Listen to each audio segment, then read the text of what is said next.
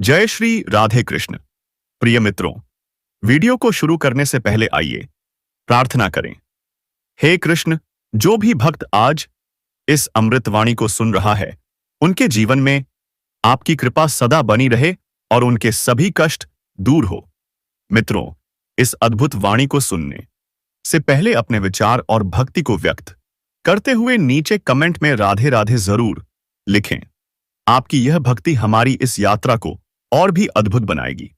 साथ ही यदि आप हमारे चैनल अर्के धर्म स्पीच पर नए हैं तो अभी सब्सक्राइब करें और घंटी के बटन को दबाएं ताकि आप हमारी हर नई भक्ति यात्रा का हिस्सा बन सकें।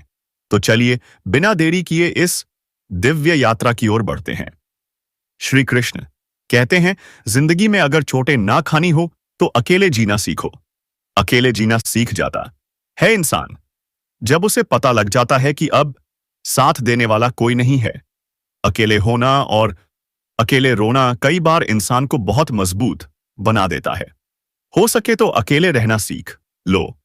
जिस पर आप सबसे ज्यादा निर्भर रहेंगे वही सबसे ज्यादा आपको दर्द भी देगा। अकेले चलना सीख लो। जरूरी नहीं जो इंसान आपके साथ है वह कल भी तुम्हारे साथ होगा।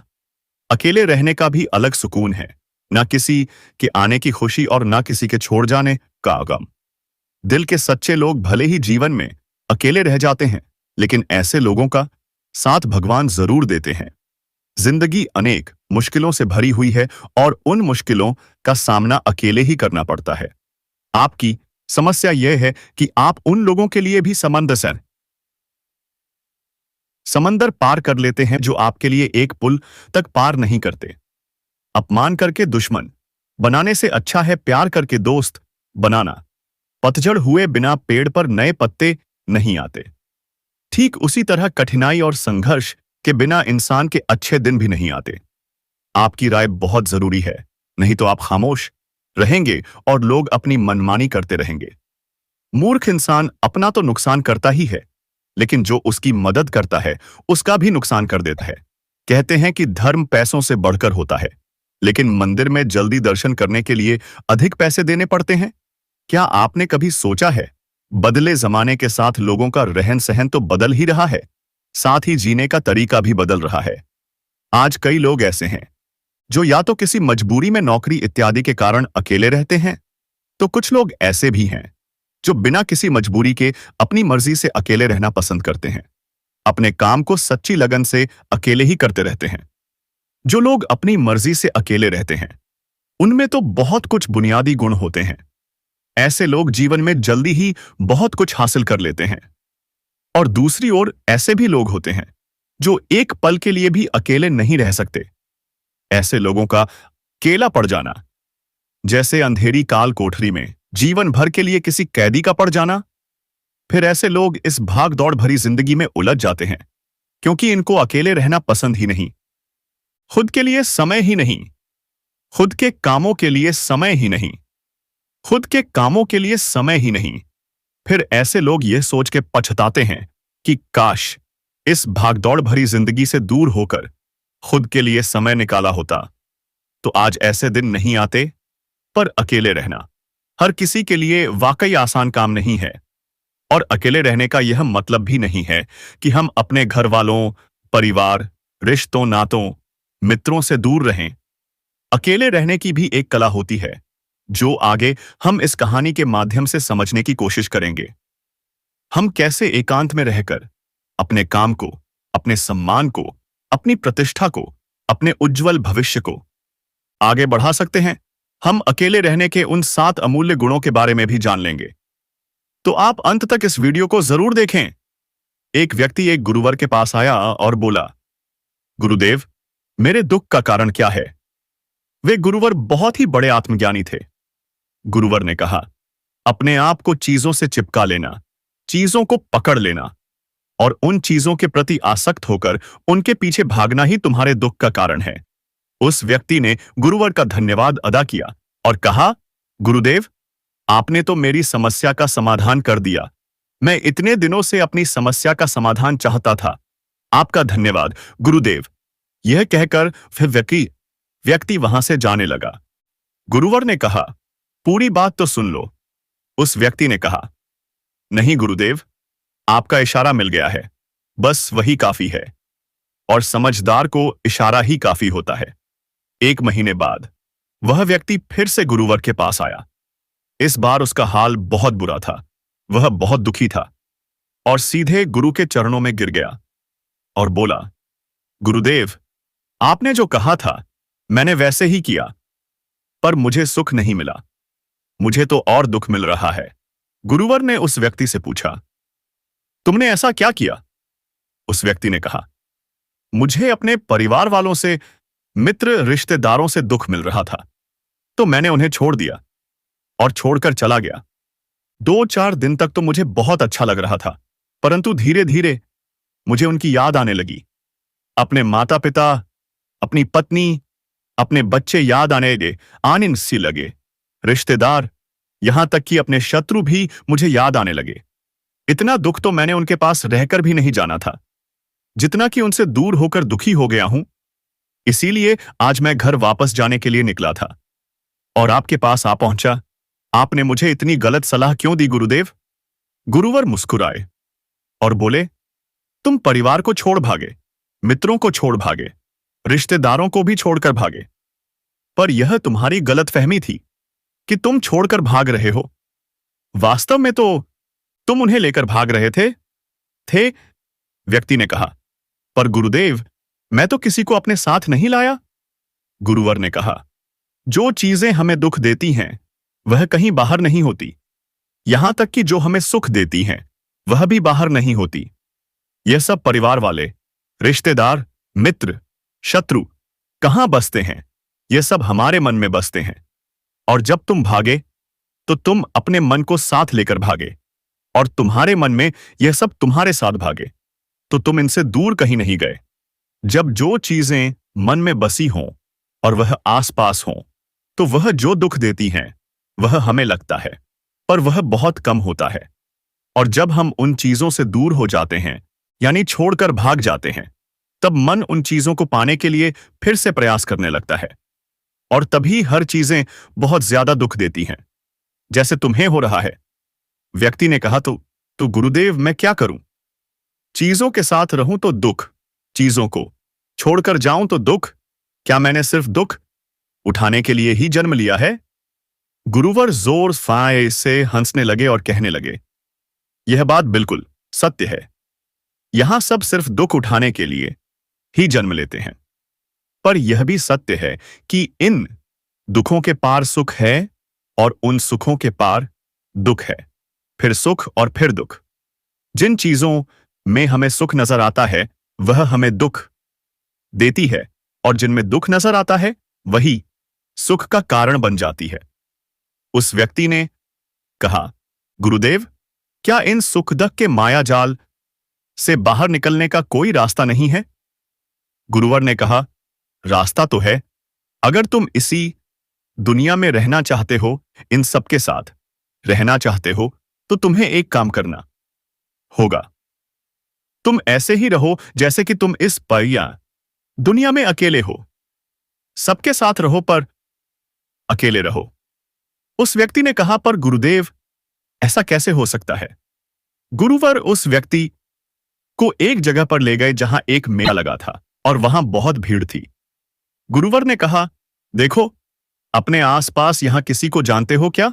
वह व्यक्ति ने कहा, नहीं गुरुदेव, यहां तो कोई भी मेरी जान पहचान वाला नहीं है। गुरुवर ने कहा, क्या तुम यहां अकेले हो? व्यक्ति बोला, हां गुरुदेव, बिल्कुल अकेला हूं। गुरुवर ने कहा, नहीं, तुम्हारे मन में कुछ चल रहा है, तुम अकेले नहीं हो। फिर उस व्यक्ति ने कहा, हां, मैं जल्द से जल्द अपने घर जाना चाहता हूं, अपनी पत्नी से, अपने बच्चों से, अपने माता पिता से मिलना चाहता हूं और अपने मित्रों से मिलना चाहता हूं। आपके कर्मों का योग तभी बनेगा जब आप अपने आप पर विश्वास करना सीखेंगे। दोस्तों, अभी यकीन मानिए श्री कृष्ण का भक्त हो तो कमेंट बॉक्स में जल्दी से लिखिए जय श्री कृष्णा, जय श्री राधे कृष्णा। कृपा दृष्टि बने रहे और आप इस वीडियो को पूरा अंत तक देख लें, वही मेरे मन में चल रहा है। खैर, गुरुवर ने कहा, अब यह सब भूलकर आंखें बंद कर लो और अपना पूरा ध्यान यहां होने वाली आवाजों पर लगा दो। व्यक्ति ने ऐसा ही किया और जैसे ही उसने अपनी आंखें बंद की और सारा ध्यान वहां हो रही आवाजों पर साकावदार्स लगा दिया, उसे एक अकेलापन, एकांत महसूस हुआ। उसे लगा कि वह इतनी बड़ी भीड़ में भी अकेला है। सभी आवाजों के ऊपर ध्यान लगाने के कारण किसी आवाज का कोई महत्व नहीं था, बस आवाजें थीं। और वह था। उसने अपनी आंखें खोली और कहा, गुरुदेव, यहां तो मैं बिल्कुल अकेला हूं। सब हैं, पर कुछ नहीं है। गुरुवर ने कहा, बस इसी तरह अकेले होना है तुम्हें। रहो सबके साथ, पर भीतर से अकेले रहो। साथ में सब हो, पर मन में कोई ना हो। जिसने इस तरह से अकेला रहना सीख लिया, उसे कभी जीवन में दुख नहीं होता। उसे चीजें दुख नहीं देती। वह हर चीज में आनंद की प्राप्ति करता है। गुरुवर ने आगे कहा, महान सफलताएं अकेलेपन से ही शुरू होती हैं। अकेलापन ही हमें उनसे मिलाता है। अपने अकेलेपन को नकारात्मक मत समझना, बल्कि उसे एकांत समझकर खुद को जानने का प्रयास करो। जब तुम्हें एकांत पसंद आने लगे, तब इसका मतलब यह होगा कि तुम्हारा वास्तविक वजूद तुमसे मिलना चाहता है। इसलिए अपने इसी एकांत प्रेम का सम्मान करो। गुरुवर बोले, मैं तुम्हें ऐसी 7 खूबियों के बारे में बताता हूं जो अकेले रहने वाले लोगों में पाई जाती हैं और उन्हें दूसरों से अलग और बेहतर बनाती हैं। गुरुवर ने कहना शुरू किया, पहली खूबी जो एकांत में रहने वाले लोगों में पाई जाती है, वह यह है कि ऐसे लोग दूसरों की तुलना में खुद के प्रति ज्यादा जागरूक होते हैं। वह खुद के स्वभाव और आचरण के बारे में ज्यादा गहराई से जिसे हैं जानते हैं। ऐसा इसलिए होता है क्योंकि जब हम अकेले होते हैं तो हमें खुद के बारे में सोचने का काफी समय मिल जाता है, जिससे हम खुद के व्यवहार को अच्छे से समझ पाते हैं।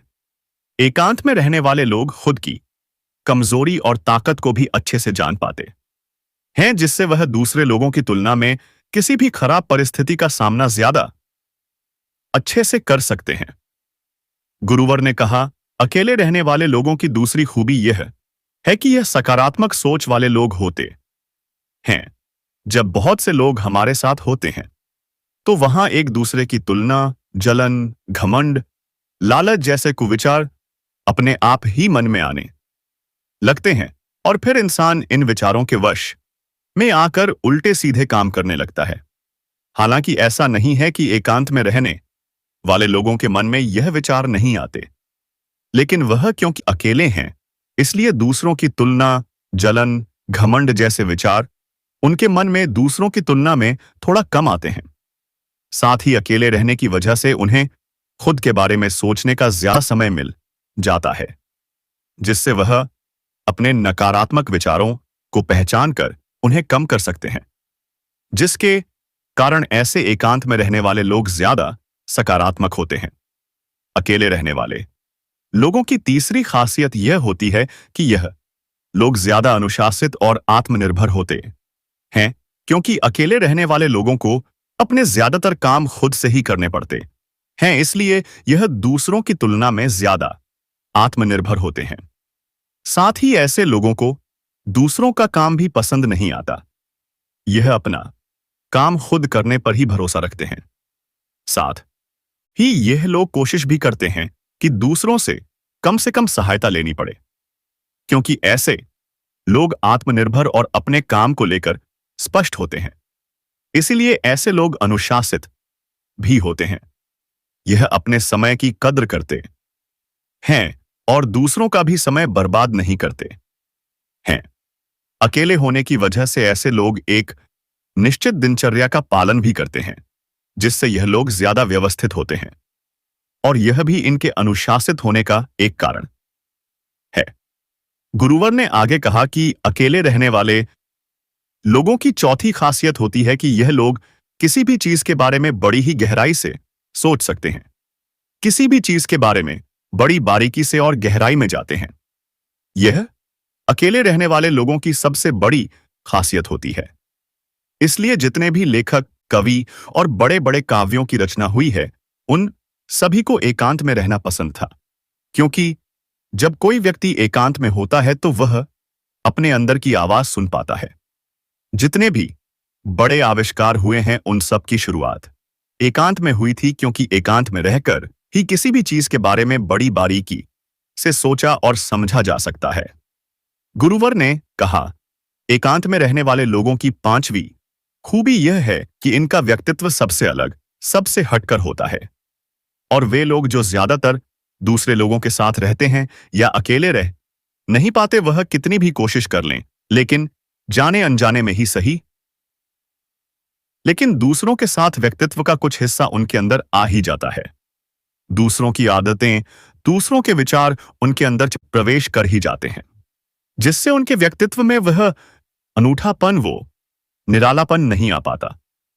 उनका व्यक्तित्व कई सारे लोगों के व्यक्तित्व का मिश्रण होता है, और एकांत में रहने वाले लोग अपना ज्यादातर समय अपने साथ बिताते हैं, इसलिए दूसरों की बातों और विचारों से बहुत ही कम प्रभावित होते हैं। इनके अपने जीवन को जीने के खुद के बनाए नियम और कायदे होते हैं, जिनका यह पालन करते हैं। यह किसी से भी आसानी से प्रभावित नहीं होते, इसलिए ऐसे लोगों की शख्सियत सबसे हटकर और सबसे अलग होती है। इसीलिए इनके व्यवहार में एक अलग ही निरालापन होता है, जो किसी दूसरे व्यक्ति को पसंद आ भी सकता है और नहीं भी। गुरुवर बोले, छठी खासियत जो एकांत में रहने वाले लोगों में पाई जाती है, अकेले रहने वाले लोगों के दूसरे के साथ रिश्ते गहरे और मजबूत होते हैं। हालांकि अकेले रहने वाले लोग ज्यादा लोगों से अपने संबंध नहीं बनाते, लेकिन यह जितने भी लोगों से संबंध बनाते हैं सच्चे दिल से बनाते हैं।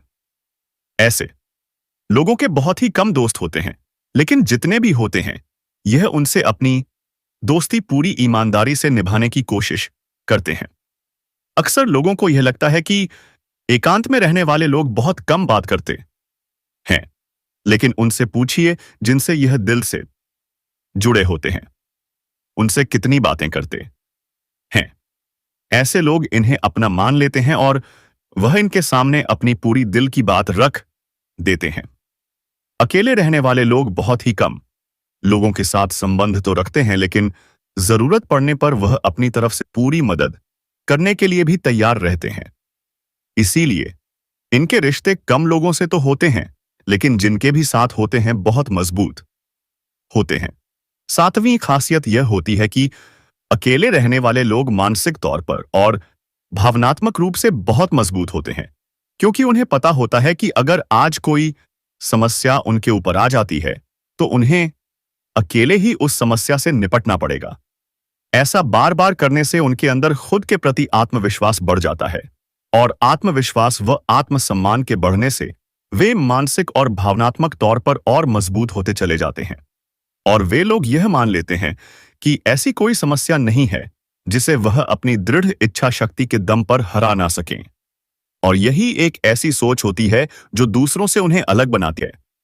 इतना कहकर गुरुवर चुप हो गए, और उस व्यक्ति ने कहा, गुरुदेव, आपकी सारी बात ठीक है, लेकिन यह कब कहा जा सकता है कि अकेलापन एक वरदान है? यह सुनकर गुरुवर ने कहा, अकेलापन हमेशा से ही एक वरदान रहा है, अगर हम उस समस्या को पूरी एकात्मता के साथ उपयोग कर पाएं। जब हम दुनिया के लोगों के साथ होते हैं तब हम भीड़ का हिस्सा बनते हैं, लेकिन जब हम अकेले होते हैं तब इस पहुंच से हम खुद के साथ होते हैं।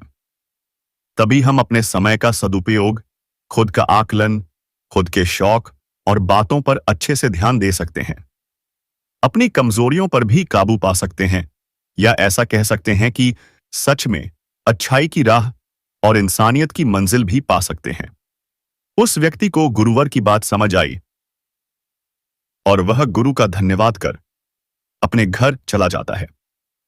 इससे हम इतना तो समझे कि जिन जिन चीजों को हम पाना चाहते हैं वह तब तक हमें दुख देती है जब तक कि हम उसे पा ना लें, और जब हम उसे पा लेते हैं तब वह फिर से हमें दुख देती है कि वह कहीं हमसे छूट ना जाए, और जब वह हमसे छूट जाती है तब वह फिर से हमें दुख देती है, उसके जाने का दुख जो बहुत गहरा होता है। जीवन भर हम एक चीज को पकड़ते हैं, फिर दूसरी चीज को पकड़ते हैं, फिर तीसरी चीज को पकड़ते हैं और पीछे की चीजों को विदा करते रहते हैं। इसी तरह हम सुख को पकड़ते हुए दुख को पकड़ते ही चलते हैं, पर जिस व्यक्ति ने अकेला रहना सीख लिया तो वह परिवार में, समाज में सब कुछ करते हुए आनंद की प्राप्ति करता रहता है, सारे कार्यों को पूरा करते हुए सुख से जीता है और जीवन को आनंद से व्यतीत करता है। दोस्तों, इस वीडियो में बस इतना ही। आशा करते हैं कि आपको इससे बहुत कुछ सीखने को मिला होगा। मिलते हैं आपसे अगले वीडियो में। चैनल को जल्दी से सब्सक्राइब कर लें और वीडियो दोस्तों के पास जरूर शेयर करें दोस्तों, और लाइक करना ना भूलें। धन्यवाद।